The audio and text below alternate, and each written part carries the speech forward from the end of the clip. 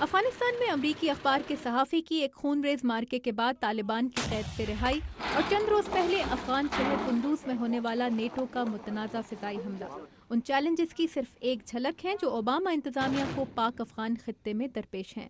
امریکی تجزیہ کاروں کا کہنا ہے کہ اوباما انتظامیہ پر مثبت نتائج کے لیے دباؤ بڑھ رہا ہے۔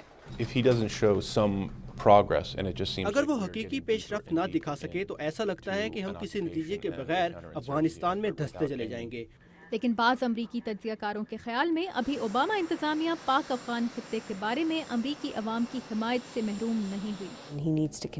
صدر اوباما کو بار بار امریکی عوام کو بتانے کی ضرورت ہے کہ ہم وہاں کیوں موجود ہیں اور ہماری وہاں موجودگی کا مقصد کیا ہے۔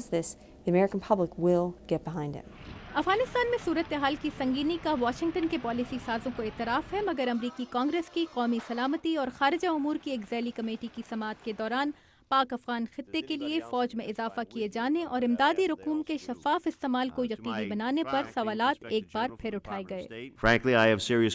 مجھے احتسابی عمل کی کامیابی کے بارے میں کافی تشویش ہے، خصوصاً اس وقت جب خطے میں امریکی موجودگی اور فرائض کا دائرہ بڑھ رہا ہے اور احتسابی عمل کے لیے سب سے بڑا چیلنج ہے سیکیورٹی کی صورتحال۔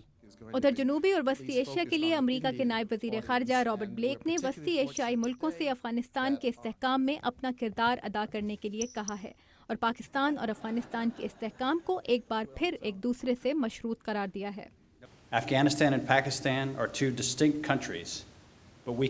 افغانستان اور پاکستان دو مختلف ملک ہیں، مگر ہم ان میں سے کسی ایک میں بھی کامیاب نہیں ہو سکتے جب تک دونوں میں استحکام قائم نہیں ہو جاتا۔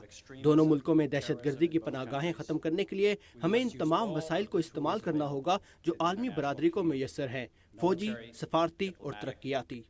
نائب امریکی وزیر خارجہ نے افغانستان میں حکومت کے ہاتھ مضبوط کرنے کی بات کی اور پاکستان کی معاشی مشکلات کا اعتراف کرتے ہوئے ایک مضبوط اور مستحکم عوامی پاکستانی حکومت کی ضرورت پر زور دیا جو اپنے عوام کی توقعات پوری کر سکے۔